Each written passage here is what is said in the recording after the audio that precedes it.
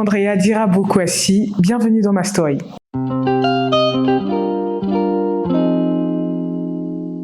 Ça, c'est une question très compliquée, mais je suis joueuse de rugby, je suis passionnée par la musique, je suis passionnée par tout ce qui est art, et puis à côté de ça, je suis également chef d'entreprise et manager.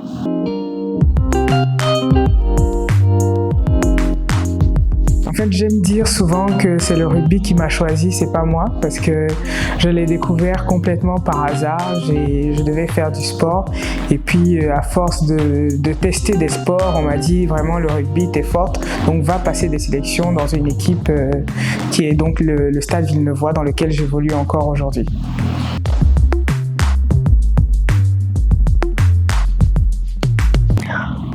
On va dire oui et non, parce que ça dépend du club, ça dépend du statut. Je pense que c'est comme dans tous les sports, hein. Ça dépend de l'ancienneté, du poste, enfin ça dépend de pas mal de choses. Mais aujourd'hui, pour les femmes, ça reste compliqué pour quelqu'un qui est novice, par exemple.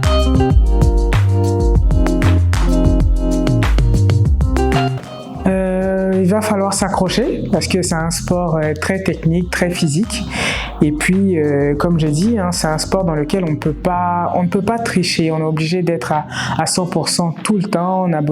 On est obligé de s'investir. Et puis, comme c'est un sport qui se fait avec les autres, on est obligé d'être avec les autres quand on le pratique. Donc, on peut pas juste se dire bon, je m'entraîne à courir dans mon coin tous les jours et puis ça va aller, je vais devenir le meilleur. Non, il faut connaître chaque coéquipier.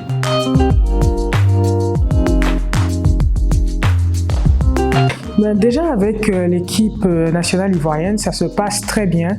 C'est vrai que j'ai beaucoup d'expérience par rapport aux autres joueuses, donc je suis un peu, on va dire, la maman entre guillemets de l'équipe, celle qui pousse un peu, la coach aussi, celle qui accompagne les joueuses. Et puis avec mes coéquipières de Lille, je pense qu'on est vraiment comme des sœurs.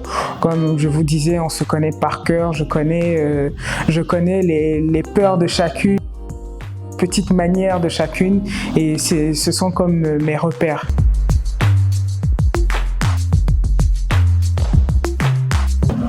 Ah non, pas du tout. Je pense que tout ce que je suis aujourd'hui, c'est grâce au rugby, que ce soit ma personnalité, que ce soit mon assurance, ma confiance, tout ce que j'ai aujourd'hui, même les relations que je peux avoir avec les gens, les rencontres que j'ai eu à faire, c'est juste exceptionnel.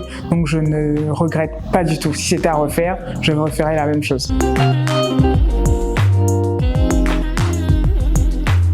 Ça, par rapport à l'ambiance dans les vestiaires, ça dépend de l'équipe.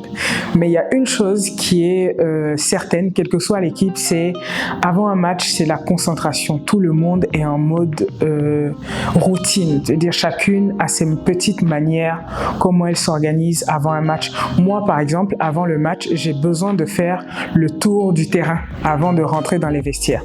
Et puis, on a quelque chose qu'on a mis en place au Stade Villeneuvois, que j'ai également mis en place avec l'équipe, s'appelle une remise de maillot. Ça veut dire que n'importe quelle personne prend un maillot et puis elle dit un mot d'encouragement à la coéquipière, au maillot elle prend le maillot d'une des joueuses, elle va la voir et puis elle lui donne un mot d'encouragement pour le match en question. Donc si elle a remarqué quelque chose, si elle a remarqué qu'elle a un petit, elle n'est pas sûre d'elle, elle lui dit non, aujourd'hui il faut être confiante, aujourd'hui nous on a confiance en toi et tu vas bien jouer, des choses, voilà, des petits mots comme ça, et c'est un moment que j'apprécie pas.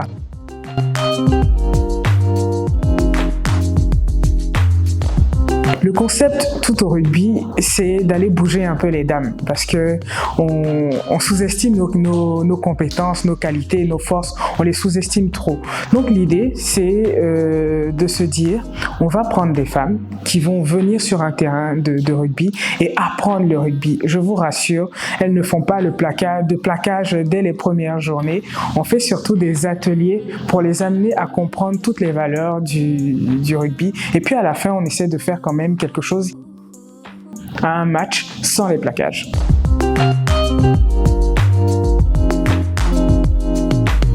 Le mot de fin, c'est la combativité. Vraiment, en toute chose, ne lâchez rien. Portez vos projets, portez vos passions, portez-les jusqu'au bout. Croyez en ça et puis appliquez-les vraiment de toute votre force.